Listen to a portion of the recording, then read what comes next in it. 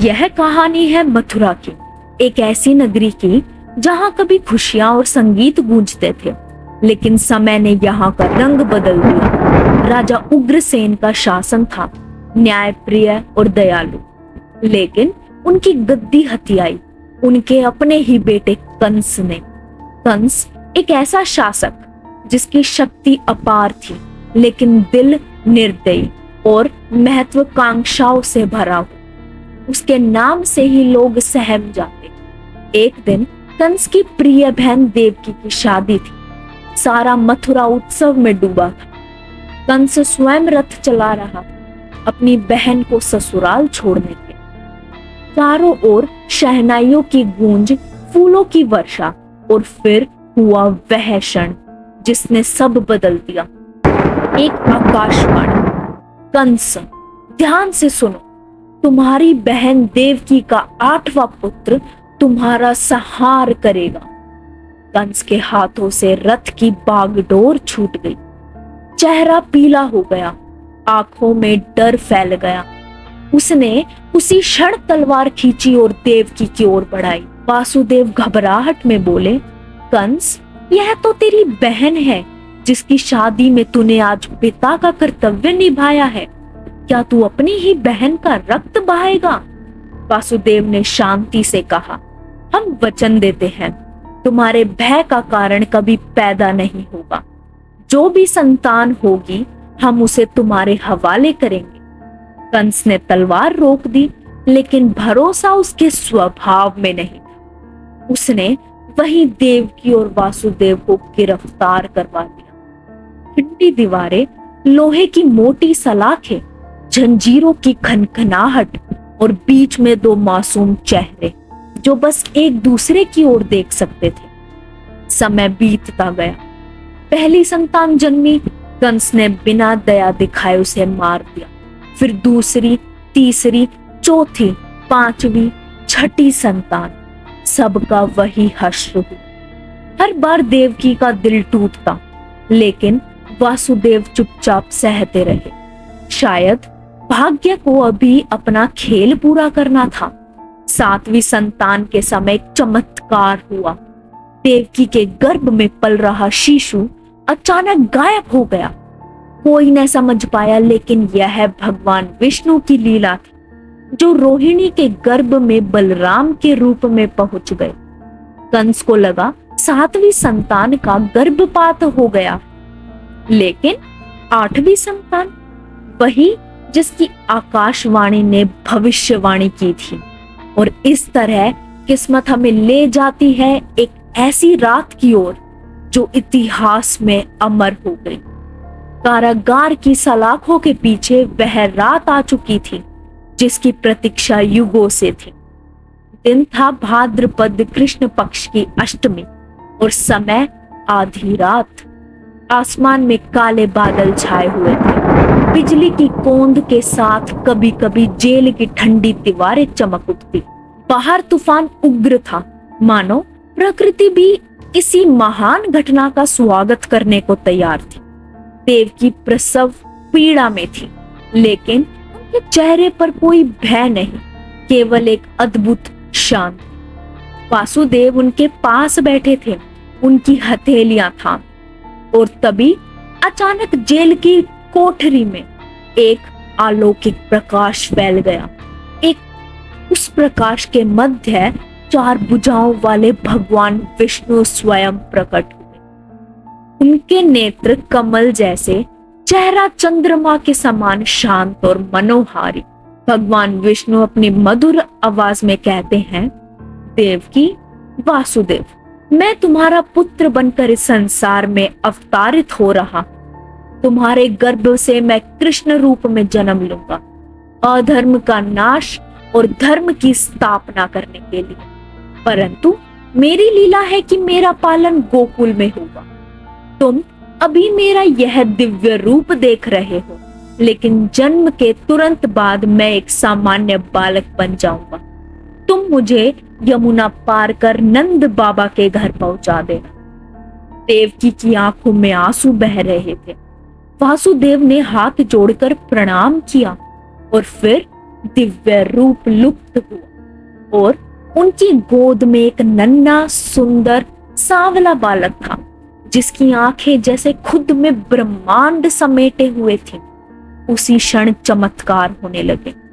Jail की भारी सलाखें अपने आप खुल गई, दरवाजों की कुंडी गिर गई, पहरेदार गहरी नींद में डूब गए, मानो किसी ने उन्हें सम्मोहित कर दिया हो। बाहर का तूफान और तेज हो गए, पर वासुदेव के कदमों में कोई रुकावट नहीं थी।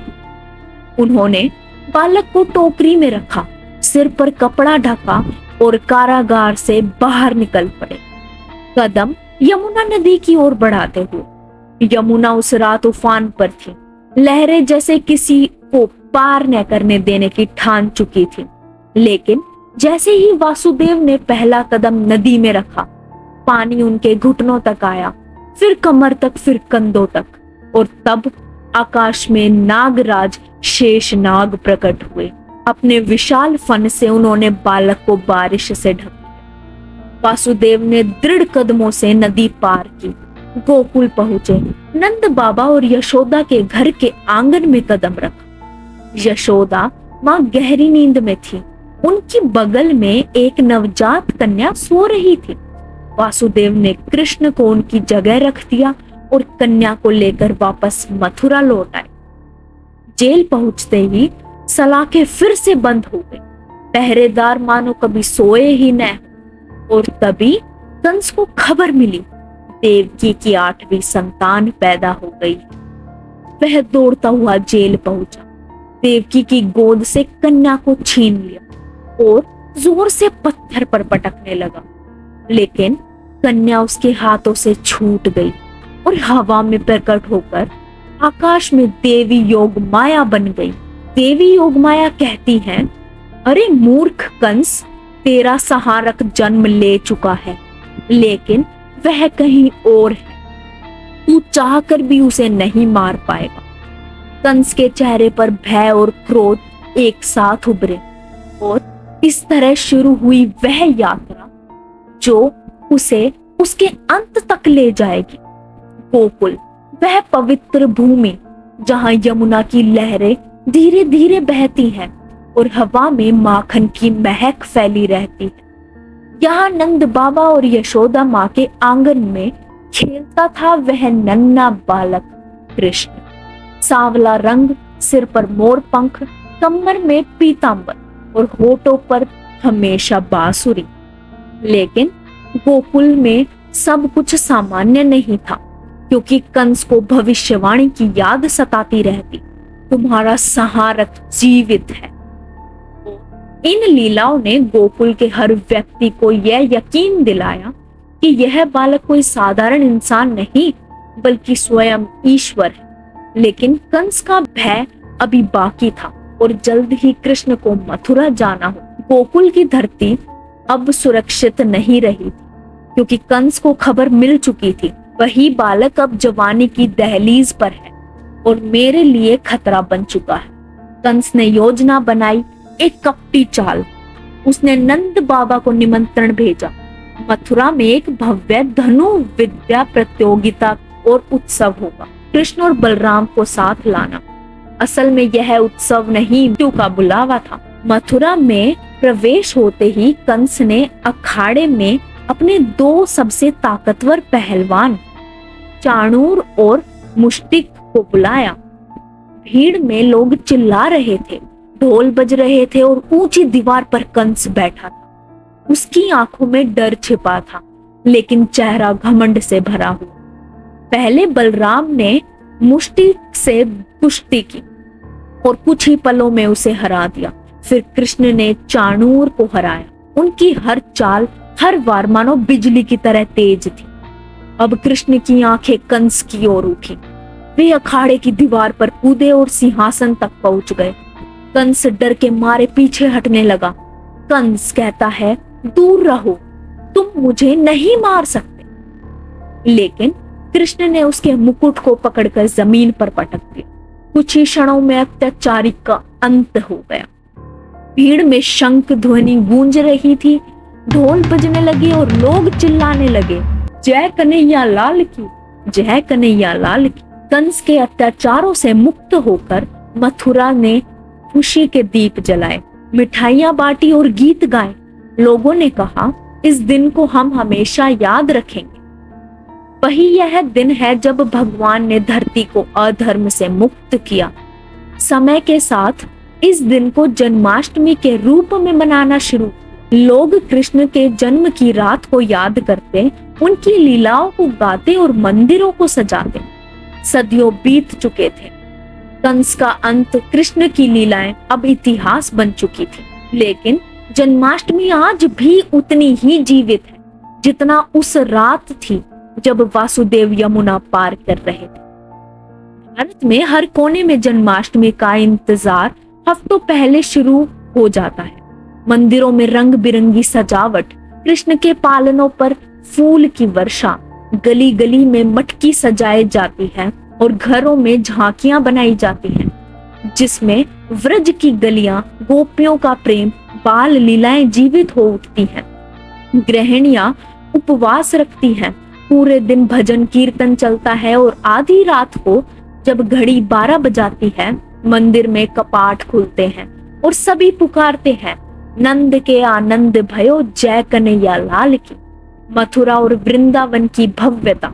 लेकिन अगर आप जन्माष्टमी की असली रूह देखना चाहते हैं तो आपको मथुरा और वृंदावन जाना होगा। मथुरा की गलियों में कदम रखते ही लगता है मानो समय रुक गया है।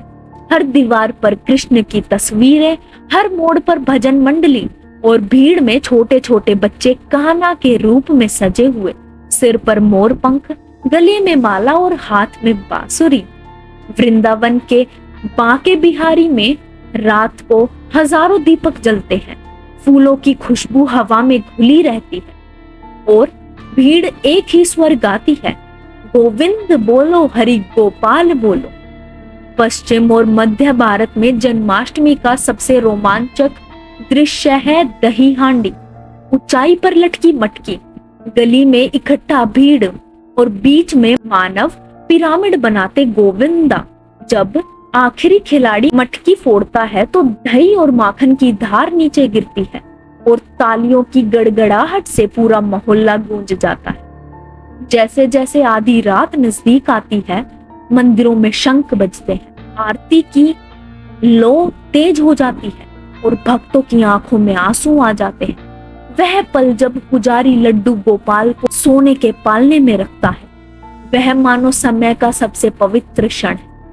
जन्माष्टमी केवल एक त्योहार नहीं, यह वह रात है जब दुनिया को प्रेम, त्याग और धर्म का सबसे बड़ा पाठ मिला। मथुरा की गलियों से लेकर आपके घर के छोटे से छोटे मंदिरों तक कृष्ण आज भी मुस्कुरा रहे हैं, बांसुरी बजा रहे हैं और हमें याद दिला रहे हैं कि जब भी अधर्म बढ़ेगा, धर्म की स्थापना के लिए वह फिर लौटेंगे। अगर आपको ये कथा सुनकर उतनी ही खुशी हुई हो जितनी हमें इसे सुनाने में हुई, तो इस वीडियो को लाइक कीजिए, अपने दोस्तों और परिवारों के साथ शेयर कीजिए और हमारे चैनल को सब्सक्राइब करना मत भूलिए, क्योंकि यहाँ हम हर त्योहार, हर कथा और हर रहस्य की यात्रा पर आपको ले जाएंगे। तो अगली वीडियो के लिए जय श्री कृष्ण कमेंट में जरूर लिखें। जय कन्हैया लाल की।